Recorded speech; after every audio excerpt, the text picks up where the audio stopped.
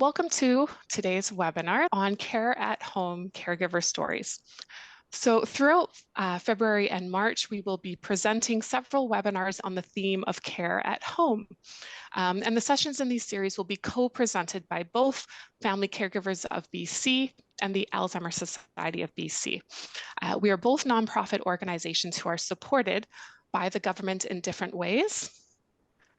So I'll share another slide here in a minute for Family Caregivers of BC.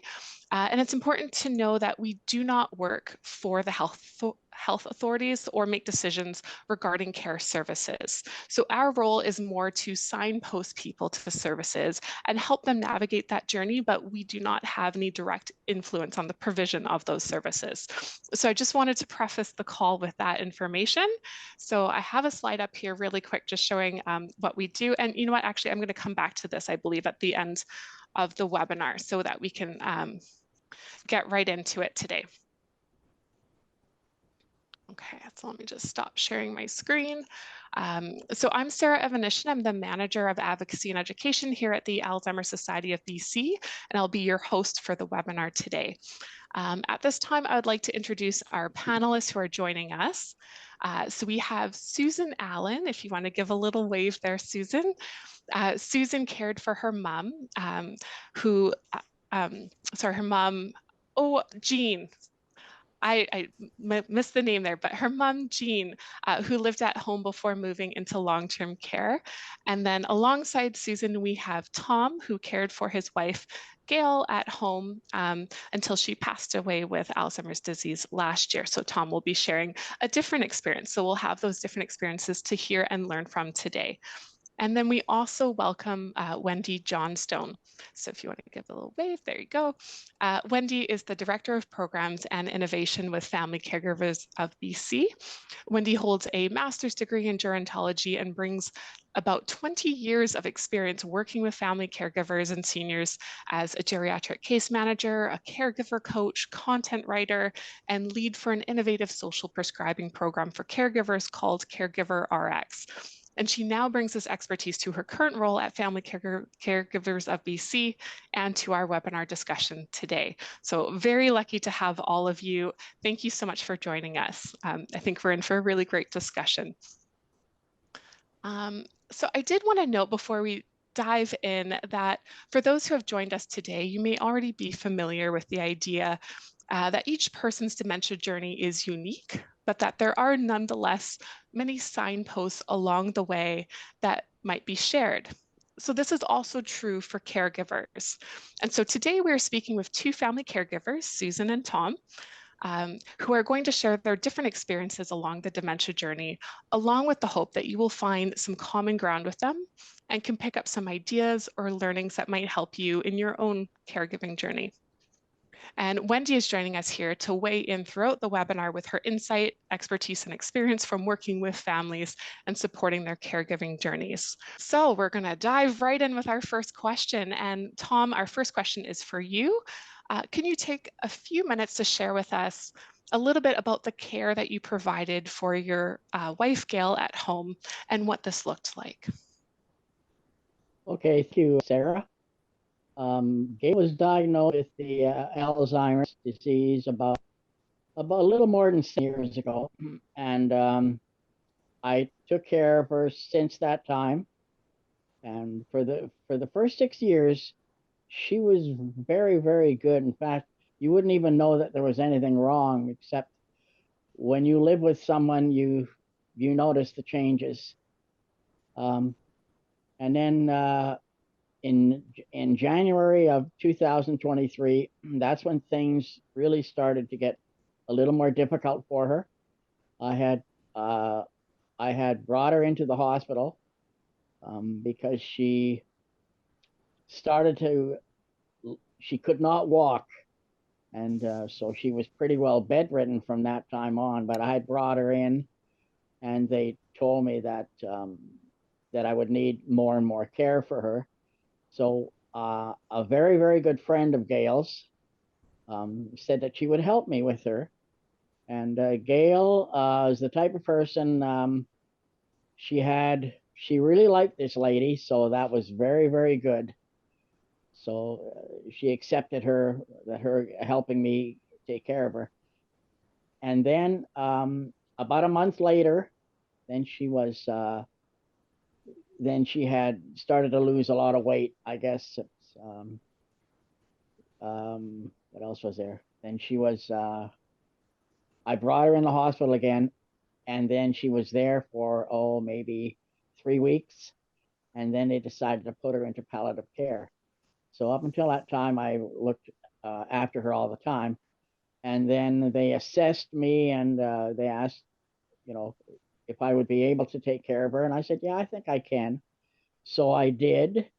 So they we set everything up in our house, and then she came over, and I was looking after her, and we had the home care came in, and they were really great. They helped me a lot, and I learned a lot of things from them because I was taking over the night shift, and she and let's see what else was there.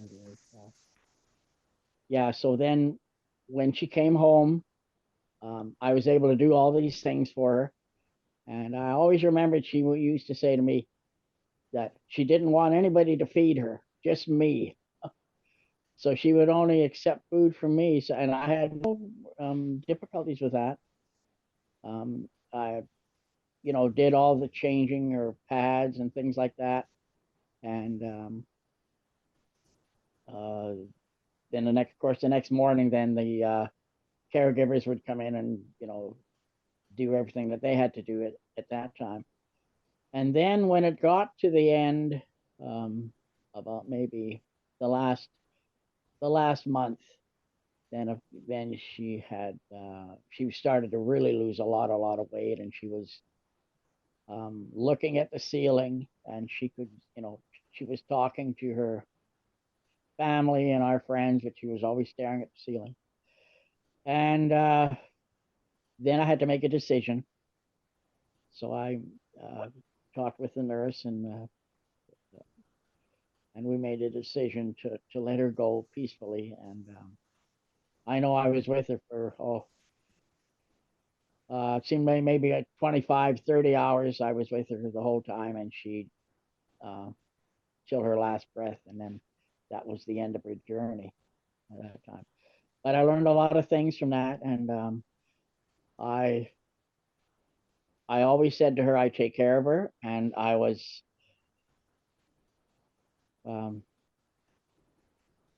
I had lots of help from people, and in fact I always thanked people when they had said to me, "Well, do you want any help, Tom?" And I would say, "Well, I don't need any help right now, but thank you for asking, but I'll always remember that in case I needed some help." And but I had a lot of people were on my side. Everybody was with me on it, and I have to thank so many people. I'll never remember all their names, but it was a learning experience too. And if I can help even one person from all the things that I've learned, and I'm sure there's much more that I'll learn, then it'll all be worth it. Thank you, Tom. I think that was such a beautiful sharing of what you went through with Gail there. And I know that in a conversation that we had previously, you talked to, as you shared there, about how much you learned from the palliative care staff that came into the home and seeing that as an opportunity to learn how to do the practical pieces of providing that care and the bed transfers. And I recall one thing from our conversation, you said that you were able to do this for her because she was fairly light. So you were physically able to do those lifts and provide that care for her. Um, Yeah, yeah. one of the things that yeah, that was one of the things that I was fortunate to be able to do that. And I remembered when I had to move her just a little bit because of the bed sores. And that's one thing I learned too, that you don't really have to move somebody very much just to get them off that pressure point. And that was interesting. So now I was able to do that without any difficulty at all. Yeah. Mm. Great. Thank you, Tom. That's a great tip for anyone on the call. Sometimes learning about those care pieces, those sort of like how to transfer somebody, how to alleviate pressure from those sores, those are all those little things that we learn about along the way that we might not think about before embarking on our caregiving journey. So thank you, Tom. We'll come back to you in a little bit. I'd love to dive a little deeper into that support. I'm just going to turn it over to Susan. So Susan, same question to you. Can you tell us a bit about the care that you provided to your mom, Jean, and what that looked like? Yes. So mom's diagnosis came probably about 6 years ago, and I have lived with her basically my whole. My dad passed away 20 odd years ago, and so I became a caregiver from that day forward. But it really did turn different when the diagnosis came down for Alzheimer's. So I turned into a parent and not the daughter, which was kind of a very interesting transition.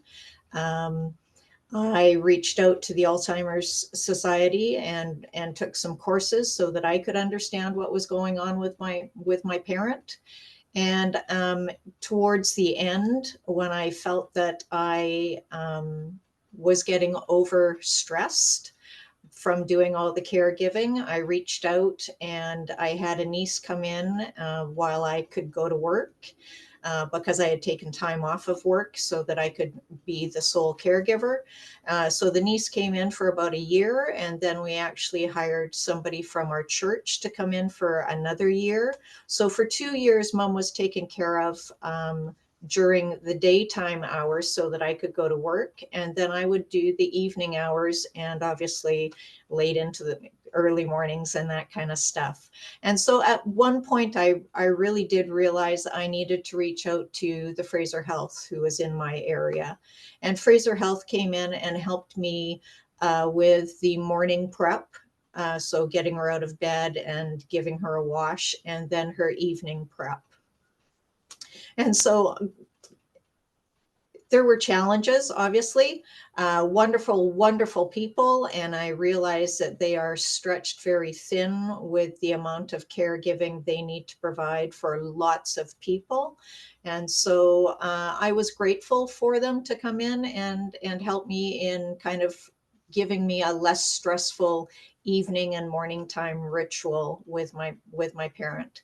And then towards the end, just over, I guess, 8 months now, my mom was unable to help me transfer her, and I am not as fortunate as Tom to have a lightweight Alzheimer's patient. And so at one point, I could no longer be able to help her transfer from object to object, for lack of better real terminology. And so we have now got her in a care facility, and we are waiting for a permanent residence for her. So Thank you, Susan, for that background. I think one of the things that struck me the most when I spoke with you two and hearing it again now is really how our own individual capacity and our situation really affects the way that we provide care and for how long and what that journey can look like. So as you noted, physical capacity to transfer our person is a big part of that, and that can really affect the services that we need and when we need to utilize those. So thank you for sharing that. Wendy, I know that I didn't really flag at first that I was going to pull you in now, but I wanted to ask if you had any immediate reflections before we dive a little bit deeper on those supports. I just reached for my notebook because I was like, oh, I'm just going to highlight a few goodies that Susan and Tom have really highlighted in some of their stories. And thank you so much for sharing your stories. I think the lived experience really brings the caregiver voice to the surface and will resonate with a lot of people. Susan, just because you were top of mind, I think you're sharing the experience of recognizing your limits is also something that is so important to touch on, and not to, there should be no negativity around that. In fact, it's such a strength for us to be able to acknowledge when you might need some help, to ensure the safety and the proper care of the person we're caring for.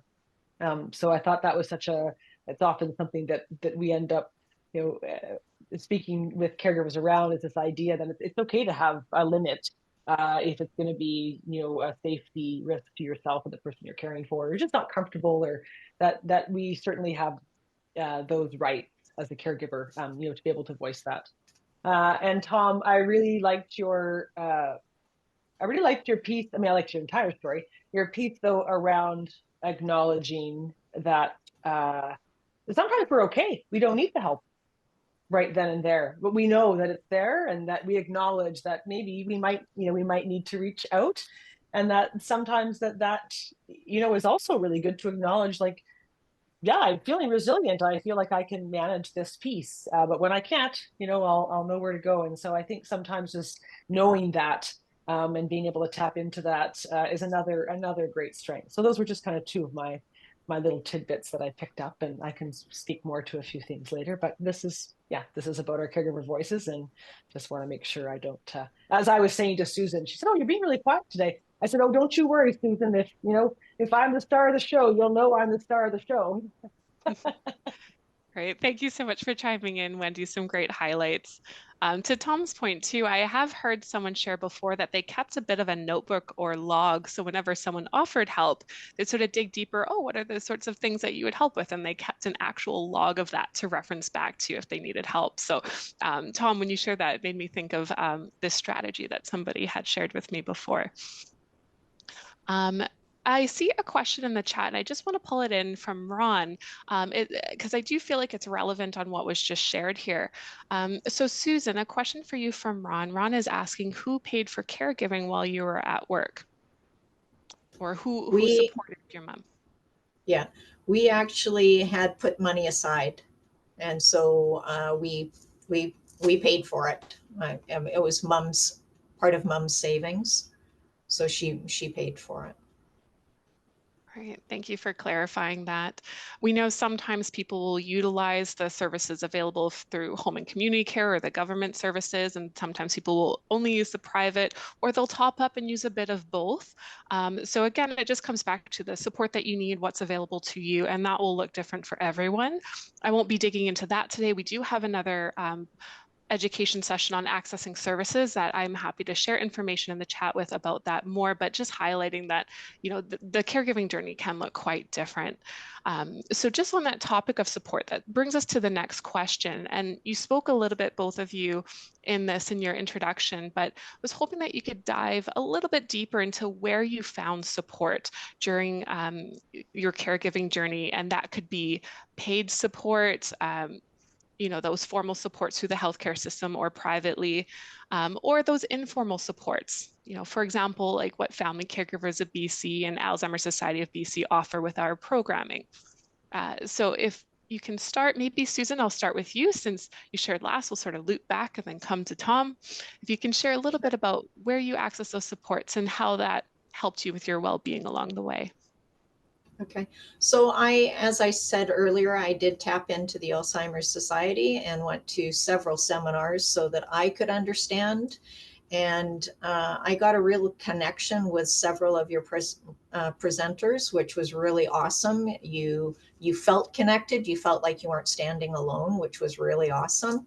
I also reached out to as I said, Fraser Health.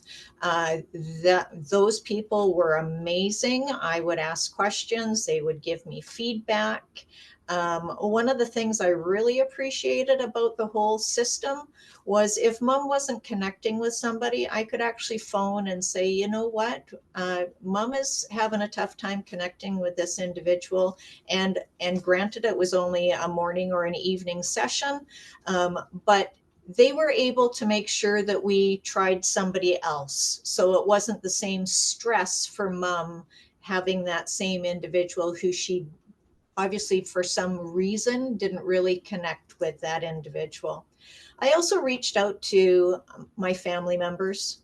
I reached out to my best friend. She was a huge support, just bouncing the day off of her, and her giving feedback was absolutely amazing, because you lean on those who are closest to you, and so to be able to lean on your family members, close friends. I have my church family as well. I could lean on them. all those types of people, because they had connections with mom, really understood where I was coming from. And just the, for instance, from the church family, just having them say, "We have you in our prayers," was just absolutely amazing. You felt that you were surrounded. No matter what you did or how the day went, you were surrounded. So yeah, I think basically the Alzheimer's, I can't say enough about how good you guys are and how willing you are to share the knowledge, and the check-ins are really important. I mean, I love when I get that phone call 3 months, 6 months from now saying, "How are you doing?" Because it's also about us. It's not just about the person who has the disease. It's also about us who are living it, you know? And so, yeah. Yeah. Thank you so much, Susan, for sharing that. And I you really hit the nail on the head. I think so often, sometimes, in our network, people will ask how the person living with dementia is doing. And, as a caregiver, you might not have someone go out of their way to ask, how are you doing? Um, and there was a comment shared in the chat from Heather, who shared she doesn't have family members to lean on. And I really appreciated that you shared about the value that you got from those supports through the Alzheimer's Society of BC. And really, again, just noting that Family Caregivers of BC also have some fabulous support groups and programs. But if you don't have that network in place, reach out, because there are supports to provide that to you, or to help you connect to others who are on the journey, such as a support group, and talking to people who really understand. So thank you for sharing that, Susan. Tom, I'm going to share the same question to you. Can you talk about where you found support during your caregiving journey with Gail, and where you took care of your well-being along the way? Okay, as soon as Gail was diagnosed, um, my doctor told me you should go down and join the Alzheimer's Society, and that's what I did. And that's when uh, I met a lot of really great people, and they uh, directed me to this meeting we have here in Oliver, the caregivers meetings, and I went to every one, and then I went to all the sessions to learn as much as I could, because whenever I ever did anything in my life, I always wanted to learn everything I could about that, you know, thing, so that I could, I'd have a lot of education is power, knowledge is power. And so I went to all these courses and learned a great deal. And I was able to take care of Gail, and I was able to understand some of the things that she was going through. Um, One of the things that I used to do, I used to, when she would get aggravated about something or things like that, I had a, we had a pet cat, and whenever didn't really know what to do, then I would say, "Oh, I think I hear the cat crying. I think maybe he's hungry." So all of a sudden, Gail would completely forget about that. And, my cat. So she would go feed the cat. But I used to take most of the food away, because the cat would be pretty large by the too much food, right? So there was things like that I used to do, and but one of the things I always did was I let Gail be Gail, because now she's not totally the person that I married. She's changed because of the Alzheimer's, and I learned all about that too. And I learned how to accept that and be able to let Gail be Gail, not try to change her. And I didn't want to how should I say yeah, I wanted her to be Gail, like, so I helped her all the time, and that was a really good positive thing. And I very, very seldom got Gail and I ever argued about, I it's our journey together, and I wanted to make it as pleasant as I could for her and myself. because I knew what was going to happen. In the beginning, she knew what was going to happen as well, and so we just did every one day at a time, and it worked very, very well. And like I said before, the first 7 years wasn't really that difficult. It was only about the last year that things started to get more a little more difficult. But with all the help that I had, it was really good. And my family, they were all on my side. And my sister-in-law, which was Gail's sister. Gail only has one sibling, her sister, and in fact, she still comes here for the winter. And she helped me with a lot of things. So yeah, the experience was an interesting experience. I'll have to say it that way, because there was a lot of things that happened and that I had learned. It really Tom, was. if I can follow up on something that you shared, you said that you accepted Gail for who she was, and that this was a different Gail than you had known throughout your marriage. And so I wanted to ask and follow up on that. What helped you to get to that acceptance? And understanding sometimes acceptance can come and go throughout the day, but was there anything that really helped you with that acceptance of the changes that she had gone through? Yes.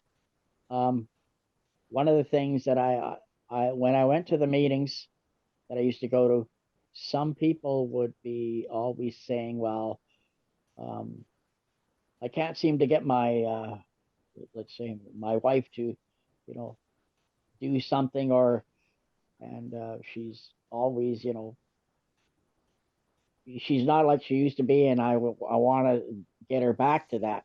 And I'm thinking, well, no, that really wasn't going to happen. I didn't say that to the person, but I was just thinking that.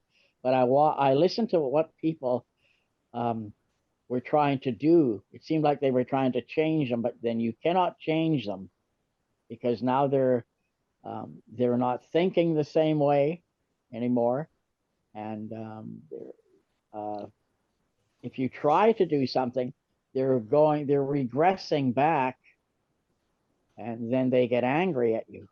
So, and they will, and you will never win an argument with them, kind of thing. So just leave it, let it go.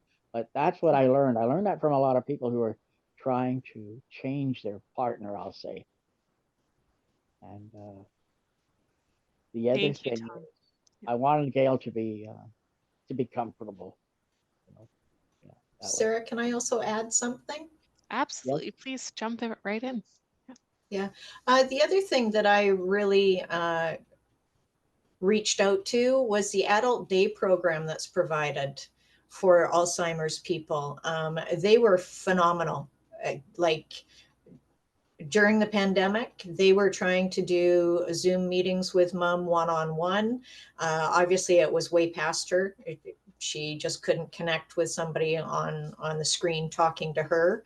And so when the pandemic was kind of cleared and everybody was going back to the norm, I kind of reached out to them again and said, can we do this? And they were really hesitant, just because of the non-interaction mom was doing with the TV. And so I said, can we just give it a small shot? I'm not asking for miracles. If you can just give her a half a day just to see what it's like. And the people at the day program were absolutely blown away at how interactive she was with everybody when she was face to face with somebody. And so, really, to continue having your loved one, your partner, whoever it is that has this dreadful disease, if you can get them face to face with people, I think it works a whole lot better. I mean, trying to have mom talk on the phone to her grandkids and stuff like that, it's non-existent now, but to have face to face contact, she's a totally different woman. yeah. One of the things with Gail never wanted to go anywhere.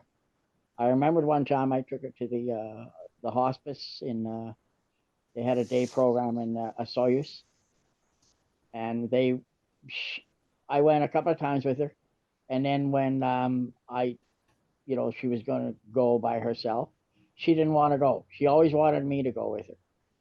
That was the one thing with Gail. We did things together all our lives, and she just wouldn't go anywhere. She wanted me to be everywhere with her. So, and so I said, okay, then that's what I'll do. And the times when I didn't, I was able to take like that fight, but I never really did because her friend used to come over, and she'd come over for a while, and then I would go out maybe for a walk or maybe go out for a coffee. And, it was really, really good.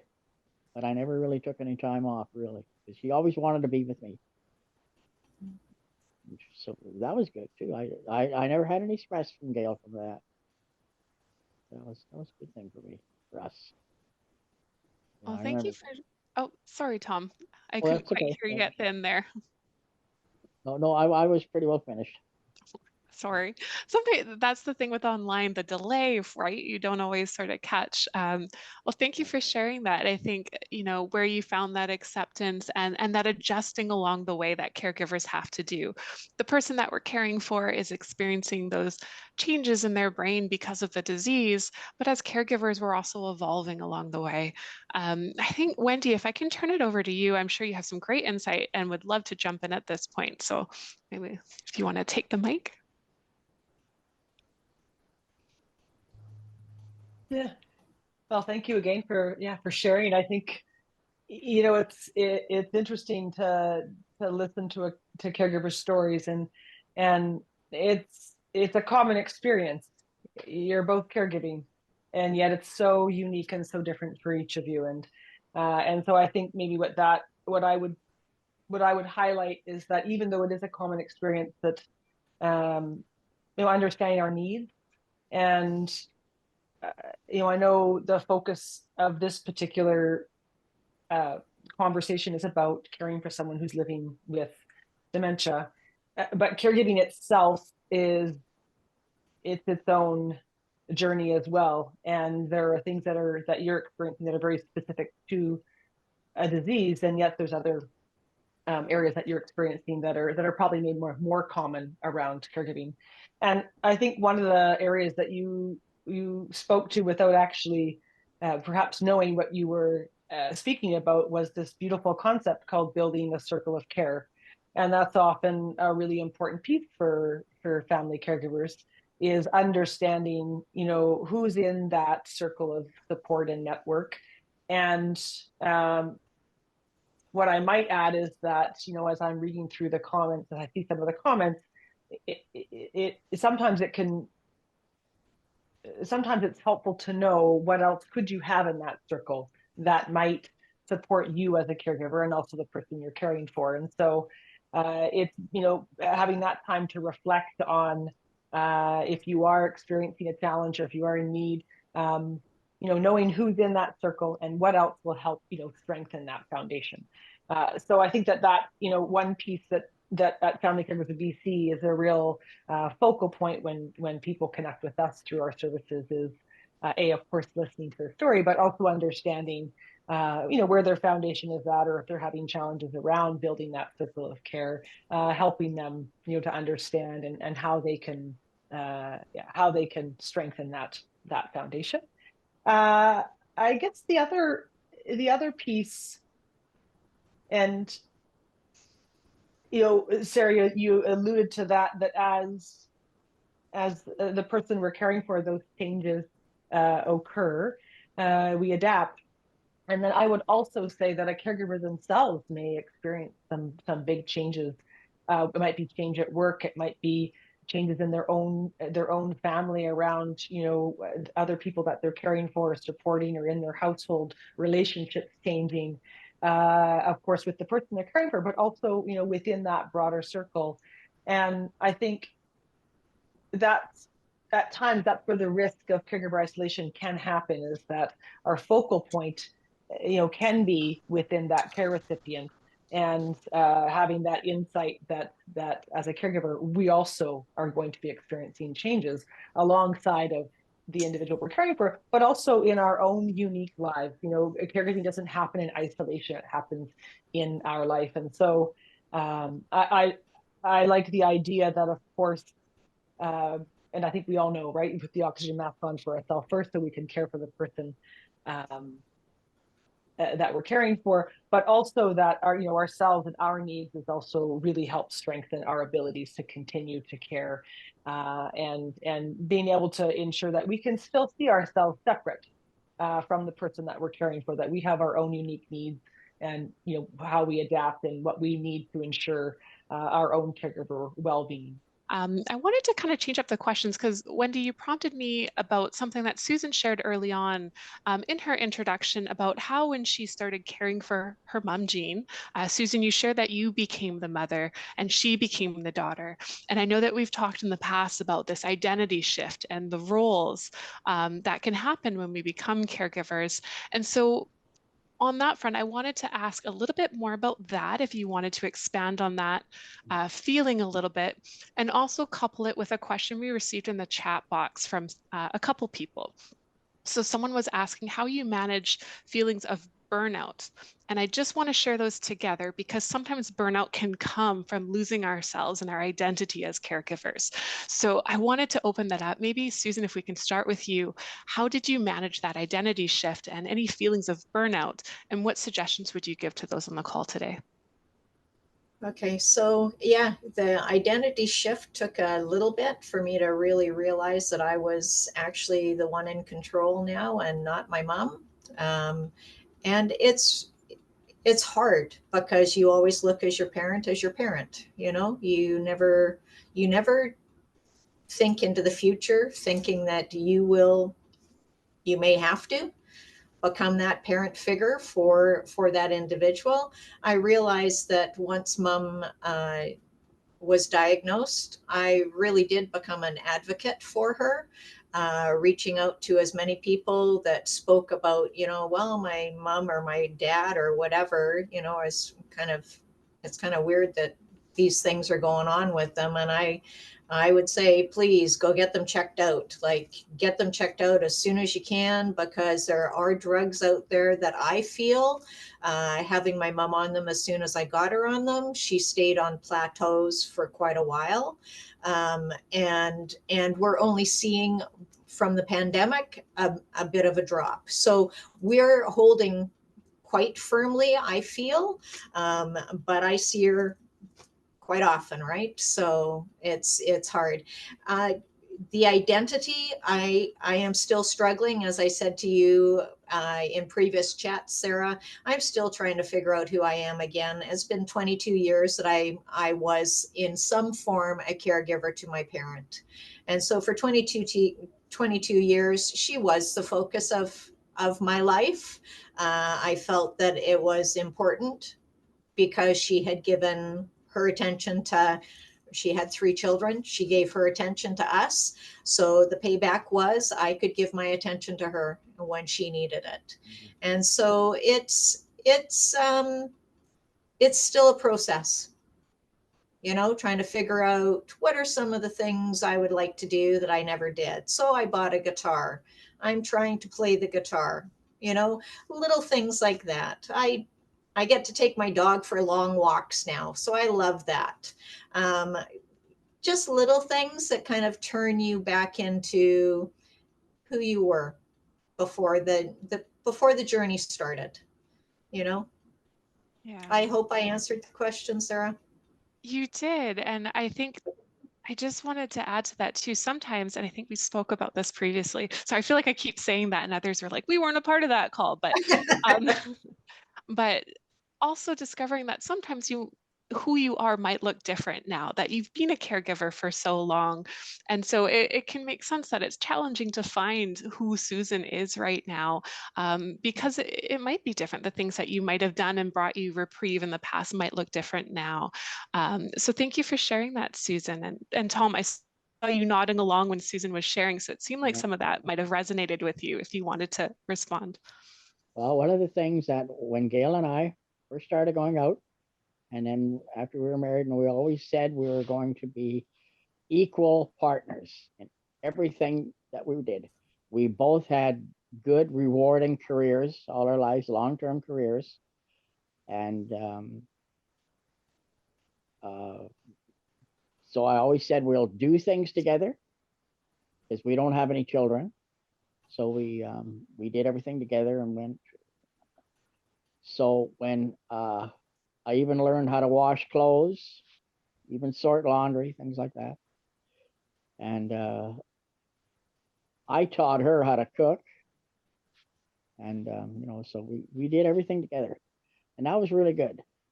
And as far as you talked about burnout, I never really, I was always able to, Gail was very, very easy to be with. And I had a lot of patience with Gail. And like I say, when things started to get a little bit, that I couldn't control things, I used to divert or try to change her mind about things in a very subtle way, and in a nice way.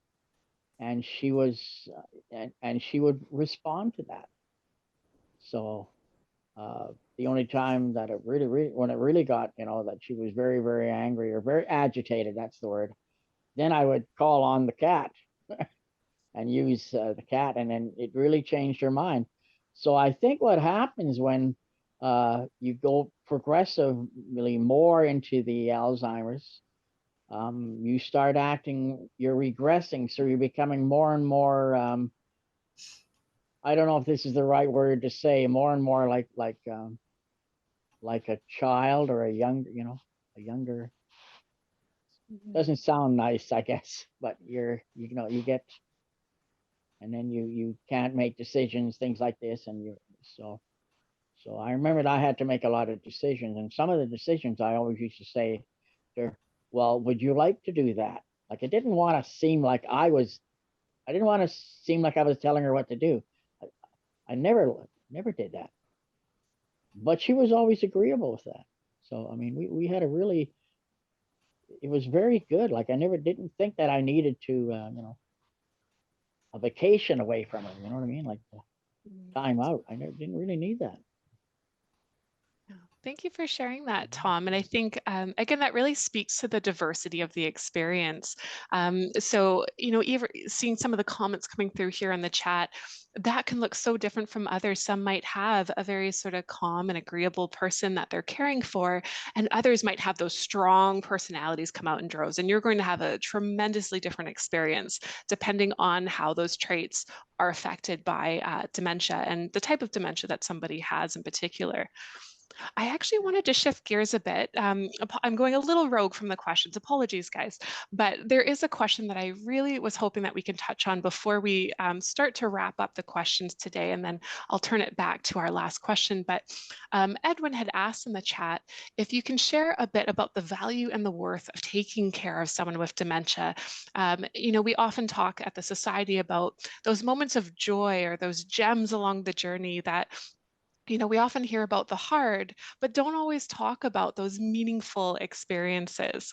And I know I've had them myself with my family members who've gone through it, that, you think about those rare moments and they make you smile, and they really just bring the light into the journey. So I wanted to turn that, maybe Tom, let's start with you. If you can share about the value that you gained from taking care of Gail, and sort of what that role meant to you. Okay. Gail always said to me that when we were younger, like it didn't matter what happened, one of us would have ended up like going to have to go into a home. And she always said, well, I don't want to end up in there. And I always said, well, okay, well, I'll help you. I'll take care of you in that way. And she said the same to me, like if something happened to me, and now I would be in that, in that situation. So when she did go into the Alzheimer's, I felt very good that I could help her and fulfill one of her wishes, because so she didn't go. The other thing I really liked about it was, If ever she needed any help, I was right there right away. She was first. And I liked that. It made me feel good. I could take care of her. And of course, everyone they were always amazed at what I, could do. And I didn't really think I was amazing. I just did it. When you love somebody, you'd be surprised what you can do. And that was really, I liked that. I liked doing that with her. Yeah. So. Thank you, Tom. And now you're helping others by sharing your words and your Oh, support with others on the call today. Yes, I hope I am. Yes. And Susan, I'll turn the same question over to you. If you wanted to speak to any of those moments of joy or the value that you gained about over supporting your mom at home, and even now in her current role in long-term care there. I think for me, what really strikes home for me is being in the presence of her, no matter good, bad, or ugly, but being able to enjoy physically having her with you. That's right. She was my best friend. I think I'm going to cry now. She was my best friend. I miss her dearly. Yeah. But I realize the connection will never, ever go. And I think that's really important for all of us, no matter how ugly it gets. The connection is always there with that loved one. They may not remember you, and that doesn't matter because they're the ones going through the disease. We have to remember who they are, and we have to support them no matter what. And I think for me, the joy of just having her present is phenomenal. And can I say something? Yeah. Yeah. Can I say something right now? With going through our COVID pandemic, it was great that she was with me all the time. I could see her all the time. I was not, I didn't have to worry about, not being able to go into to see her in a nursing home or things, something like that. I was always with her. And that was good. I like that. It made me feel good. And I know it made her feel good too. Thank you for sharing that, Tom and Easier. Susan. And yeah, I was just about to turn it over to you, Wendy, and Susan. I can so feel the emotion, what you shared there, and how, grief really sits at the surface all the time with dementia. But it's such a meaningful relationship that you have with your mom, and Tom that you had with Gail as well. Wendy, I'd love for you to chime in and respond, as well as I know we had a question there I wanted to ask you about. In your experience, what is the biggest surprise that you find comes to caregivers embarking on this home care journey? So I'll turn it over to you for some comments. Yeah. Before I do that, I'm actually just going to share a quick story. So, my grandmothers were the reasons why I became a gerontologist. I was really fortunate to have really wonderful relationships with them.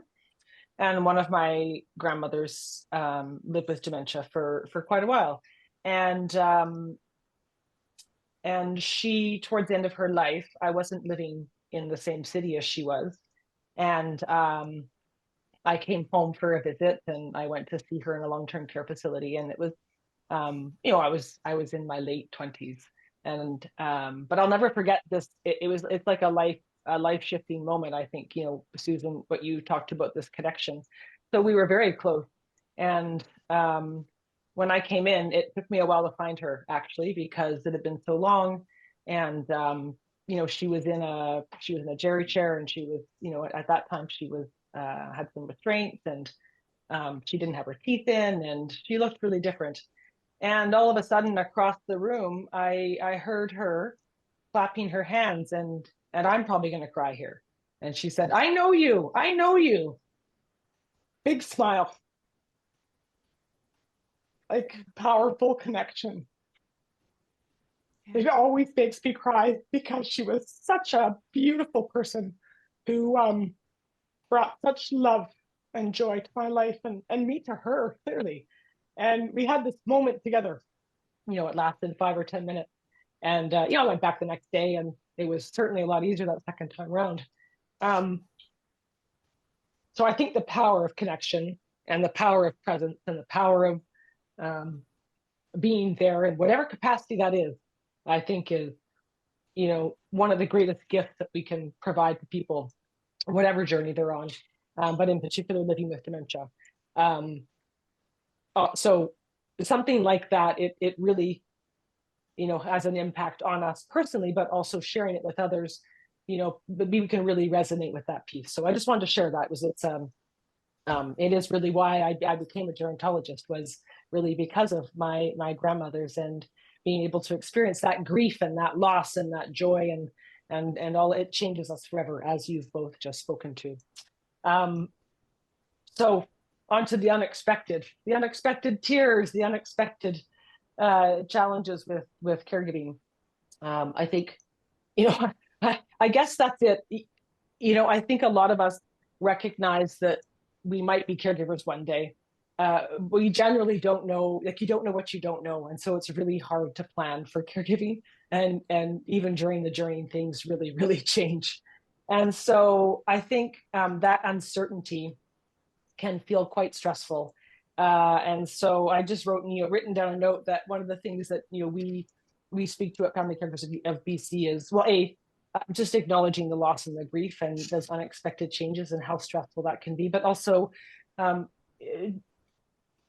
to take a step back wherever we can, and what can we control and what can't we control.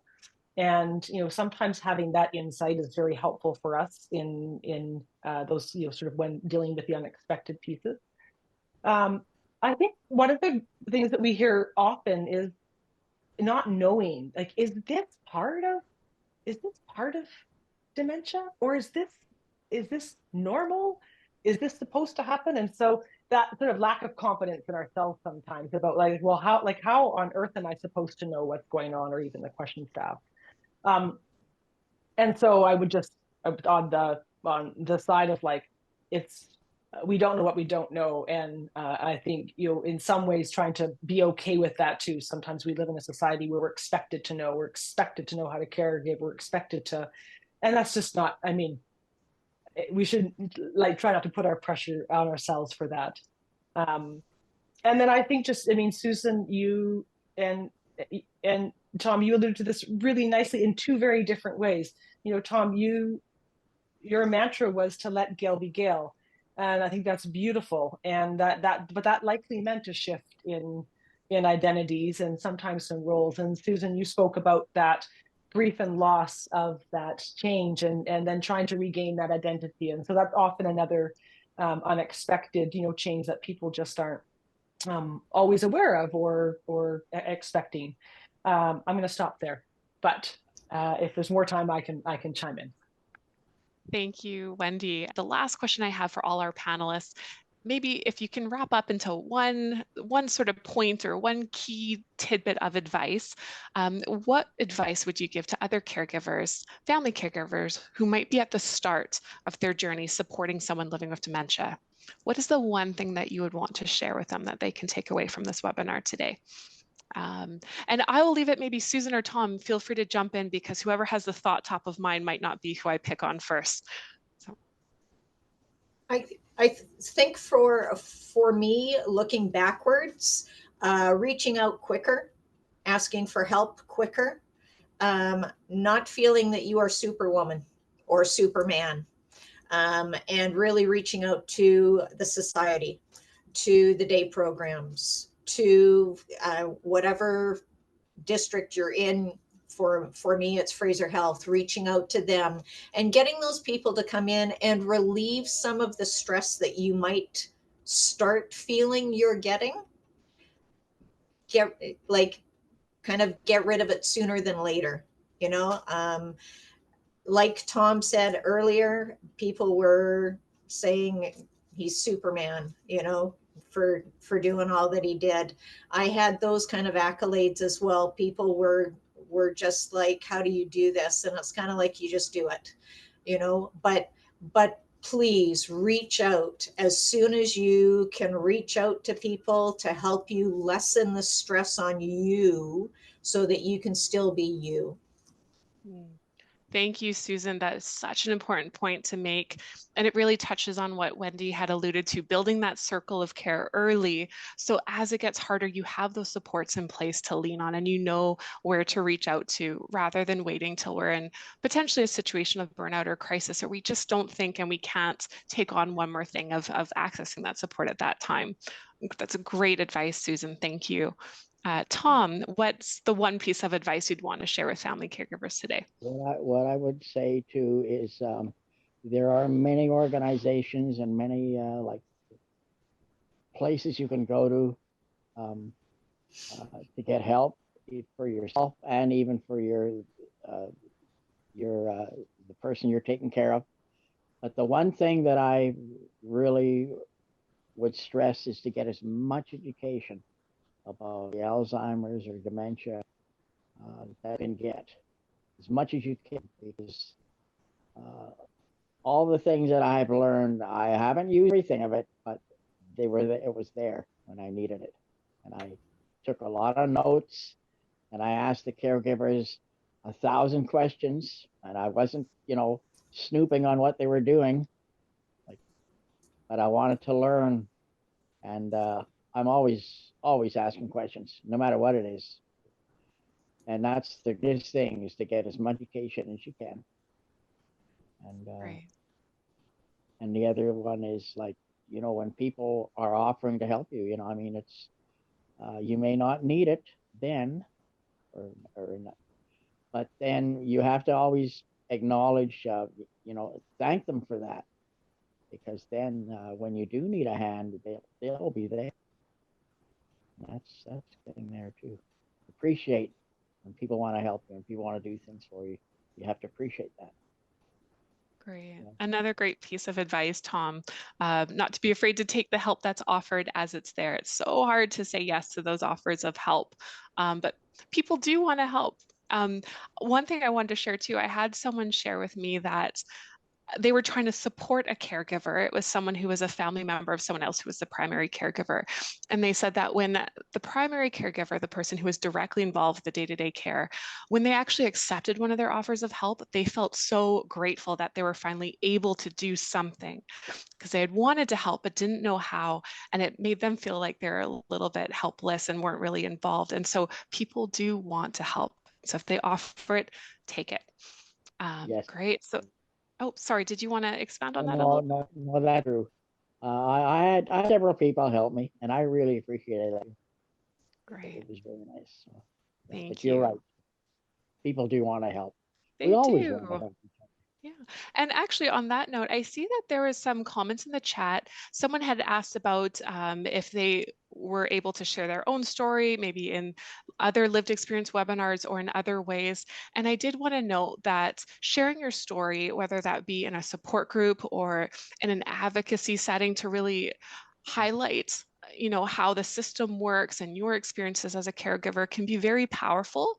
We hear from people sometimes for their own processing of their experience, for connecting with others, and for feeling like you're doing something to improve navigating the system and the supports available. So if anyone on the call today does want to share their story in some way, and you can do that in a whole myriad of ways, livedexperience@alzheimerbc.org. Send us an email. Let us know if you'd like to share your story in some capacity, and we'll connect with you about how you can do that in a way that is comfortable for you. There is much power in sharing stories. So thank you for that great advice, Susan and Tom. So Alzheimer's Society of BC, that's where I work, and then Wendy is at Family Caregivers of BC. So the Alzheimer's Society of BC, we have support groups, education workshops, information through newsletters, and our First Link Dementia Helpline, where you can get support. Anyone can call Monday to Friday, 9 to 8. And let me just turn it over. And that number will also be there in the chat box. And Family Caregivers of B.C, similar to us, is a nonprofit organization, and they also offer caregiver support, education, which we heard about from Tom and Susan today, has tremendous value in really identifying where you might learn different, where you might enhance your understanding along the dementia journey. But thank you so much to the Family Caregivers of BC for partnering on today's webinar with us, and with particular thanks to Wendy Johnstone for providing your insight and your expertise along the way. And my deepest thanks to Tom and Susan for joining us today. You both exemplify such a compassionate approach to this difficult role as a caregiver, and I really appreciate that you shared where you get that value as well. So thank you to our audience member who shared that great question with us. If you'd like to know more about supporting someone living with dementia or about caregiving, please check out our websites, Family Caregivers of BC or the Alzheimer's Society of BC. It's Lori. I've been gathering questions. Oh, and so I'll just kind of run through things, and you guys, everybody spoke so eloquently, and the chat box has just been full of compassionate, wonderful back and forth responses, which has been lovely. One of the things that came up a few times is caregivers that have perhaps not quite the same relationship that you guys talked about. And so things like, how do I deal with angry outbursts? How do I get someone to go to adult day program, for example, when they don't want to or don't see a need for it? And even somebody said, I love what you said about when you love someone, what happens when you are already not in a loving relationship before dementia? So I packaged those all together, and I recognize they're all a little different, but all very much about that more challenging caregiving relationship. thank you, Lori, for gathering those questions. There is one question here. I believe it's for Susan. It's from Linny. She wanted to ask, did I hear correctly that someone has been in interim long-term care for 8 months waiting for their preferred choice? And so Susan, I don't know if you can speak a little bit more around that transition from home to long-term care and what that's looking like for you right now and how you found that experience. Okay. The cards were actually forced for Mom to go. In roundabout fashion, I was unable to transfer her to get her to the bathroom or any of that kind of thing. So I had to get her taken to the hospital. And through the hospital in our area, they do something called Home First, and they guarantee that you can put your loved one into a care facility. Not of your choice at this point. It's just wherever the bed is available, you go and you take it. So that's our situation right now. Mom is in a care facility. Ironically, it was on our list, but we actually took it off in the end because of travel time for certain family members. It was going to be too long to go and visit.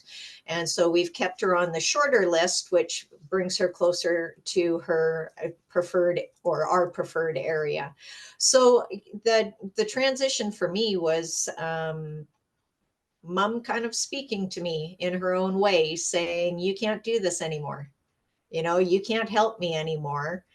We need to do something that is safe for both of us. And so in her own way, she made me realize that I was no longer the super daughter.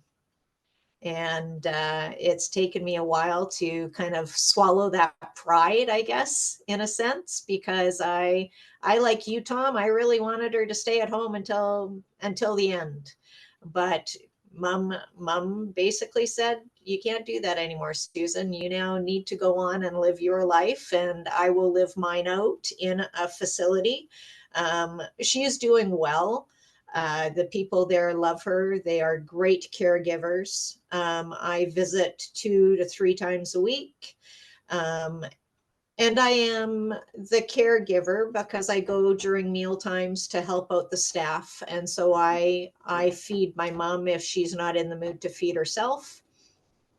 But then I can transition back to daughter when I wheel her back into her room and we sit and we watch the TV or we color or we read a book. So that transition it's still forming because it's different every day. Yeah, I can relate to that. When Gail was in the hospital there for that 3 weeks before they declared her in palliative care, and I went there every day as well and stayed, most of the day and fed her as well, and so I know what you're saying, and then when I was able, they paneled her that she could hear. Um, I was grateful for that too, and grateful that I was able to take care of Gail. I learned a lot of things at the hospital too, to be able to take care of her, and Gail was quite content to stay here. So it worked out. It worked out well for both of us, and I was. She wanted to come home really. She was a type that never wanted really to go anywhere and go to these places like the daycare. She wouldn't do that. So, but it was an experience, and I was happy to take care of her. Thank you both for sharing that. I think what I heard from that experience, and we often get asked about when will I know when this moment has come or when this milestone is reached. And what I heard from both of you is that you'll know. So the person you're caring for will tell you in their own ways, or your body will tell you in its own way. And there will be those signals and to be attuned to that as you go. So thank you for sharing that. I think that is an important thing to keep in mind. I did want to turn it over to another question we have in the chat that's come up a few times. So thank you for those who popped it in again to bring it front and center. So we received a couple questions about grief. So we know with dementia, there's a lot of losses and constant adapting and some grief along the way. And then another grief, as Tom, you will have experienced when Gail passed away last year. So I wanted to ask, how do you deal with the grief? And what Elise has shared in the process of caregiving, it feels endless as you keep grieving the changes and losses. So wanted to open that up to you. Did you want me to talk about that? Sure, yeah. If you're comfortable, Tom, if you wanted to respond, and then Susan, if you I wanted to chime in as well after, if you'd like. After that, really long time of 30 hours, I think it was, and even more of just staying with her because I knew she was slowly, dying, and I wanted to be with her at that time. And yeah, that was pretty hard. And I didn't sleep for that whole time. And then when she did pass away, of course, I cried quite a bit. And I remember I went to sleep and I slept for maybe like 15 hours kind of thing. And then after that, I knew I had to do other things like go, and I had an order on on my fridge that I would just have to call the the what do you say, the like here it's Noon's Pottinger, the funeral home, and yeah, but I had her sister was here by that time. She gave me a lot of help by that. But then after when I had gotten all that out of the way, then I didn't want to go out. I just hid in my house for like 3 weeks. I just didn't want to even see anybody, and then I thought, well, Gail probably wouldn't want me to be like that, because I know she always talked about things like that, and but still, it was hard. It's hard even now. I was always thinking of her all the time, and it took quite a few months that I wasn't thinking of her constantly. So the grief thing I think was probably the hardest part for me because I missed her very, very much.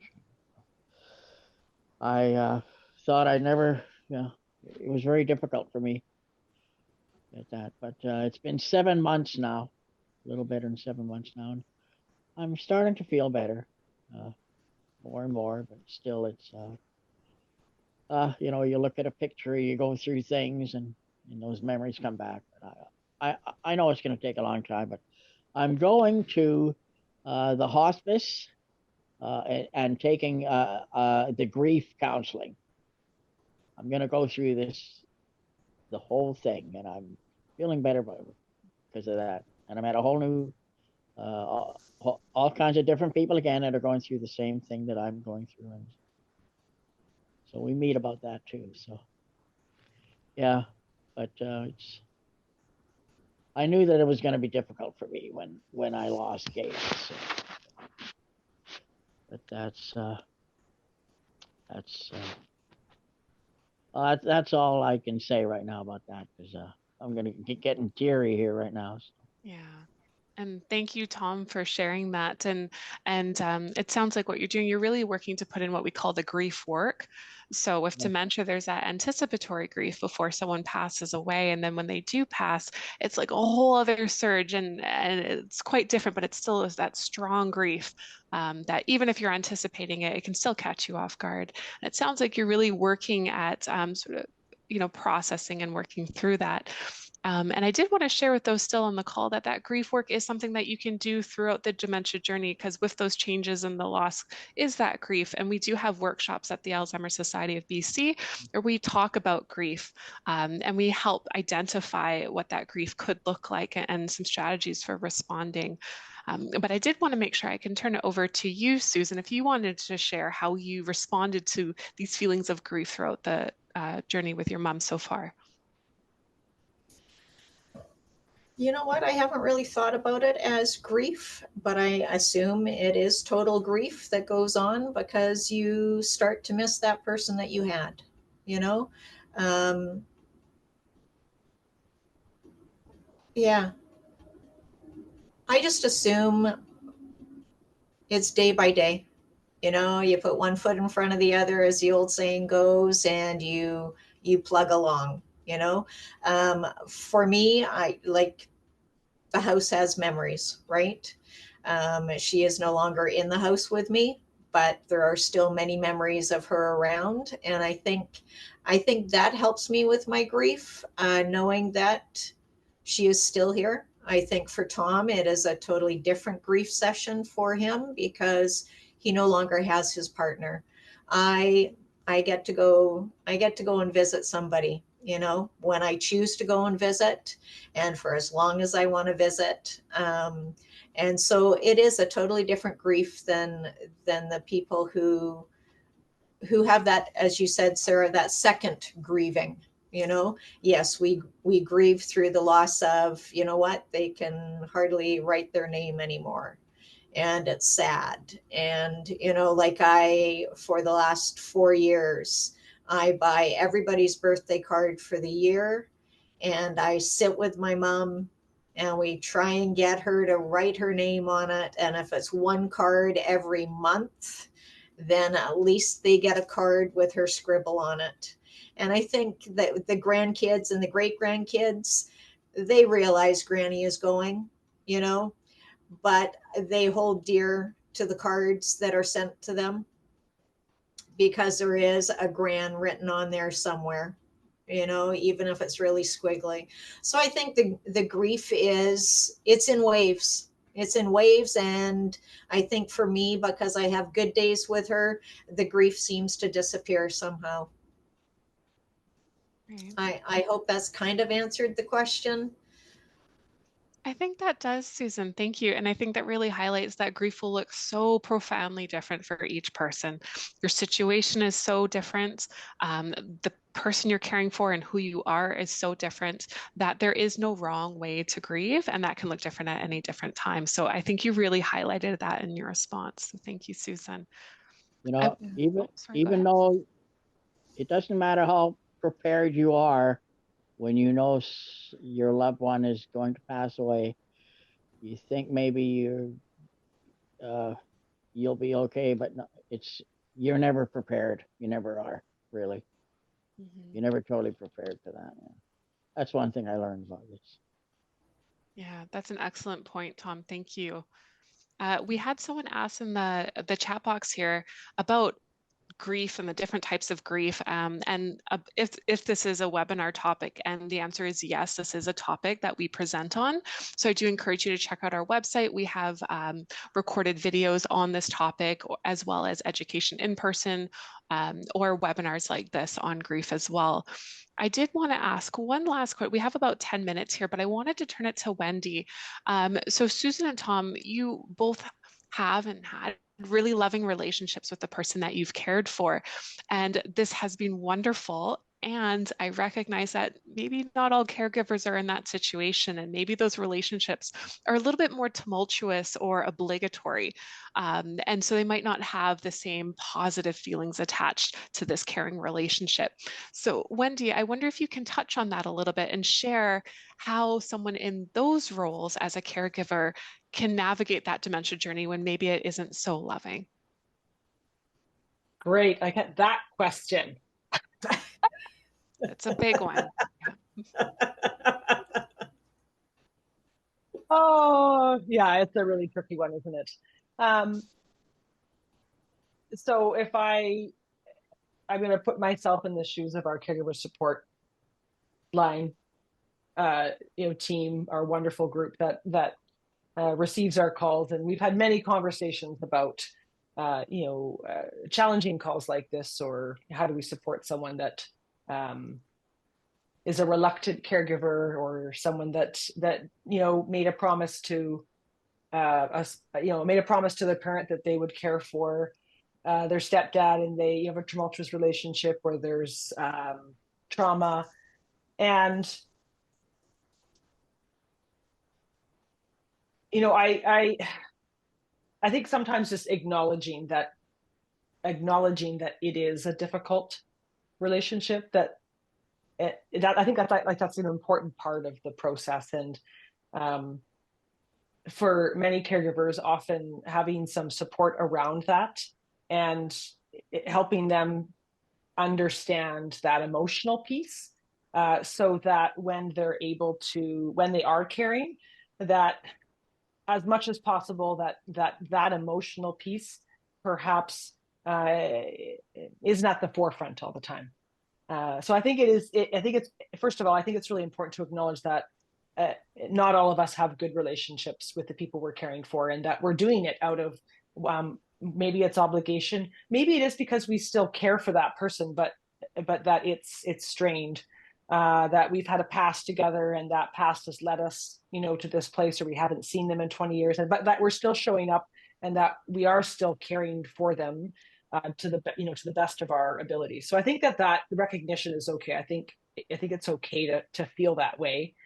I think secondly, it's probably boundaries end up being a lot more important in some of those relationships where we recognize our limits. And so I remember this one exercise on coaching calls that we did, where we just really worked with the caregiver to sit and say, what is it that you're willing to do?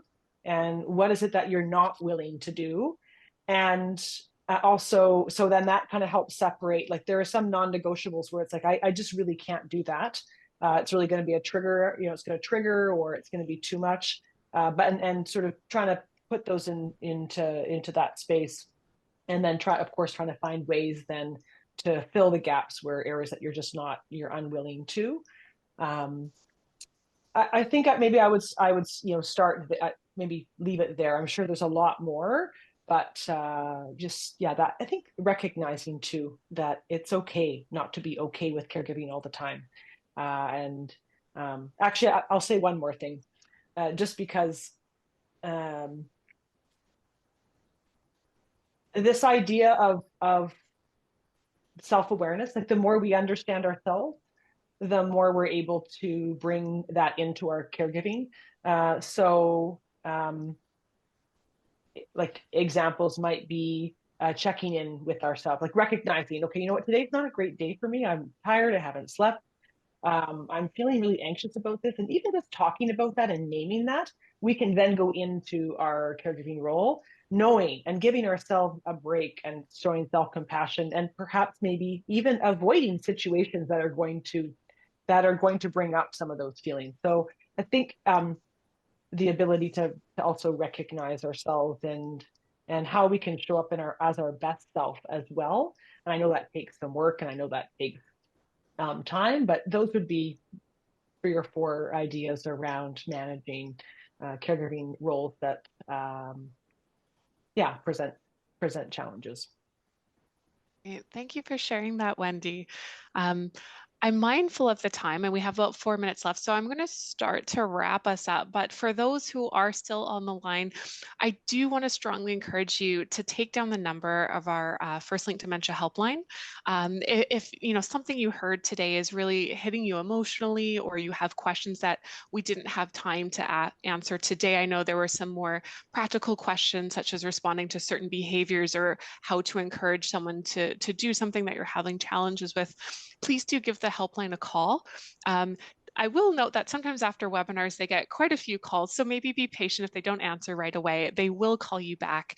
They're wonderful. We have staff on the helpline, and that number is open until 8 o'clock today. Good number to put up on your fridge. I know Family Caregivers of BC, you guys have some wonderful education sessions, as do we.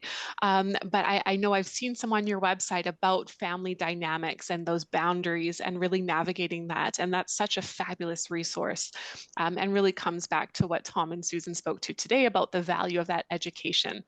You don't know what you don't know. And especially with those tricky little pieces such as family dynamics, it's so helpful to have some education to help navigate that.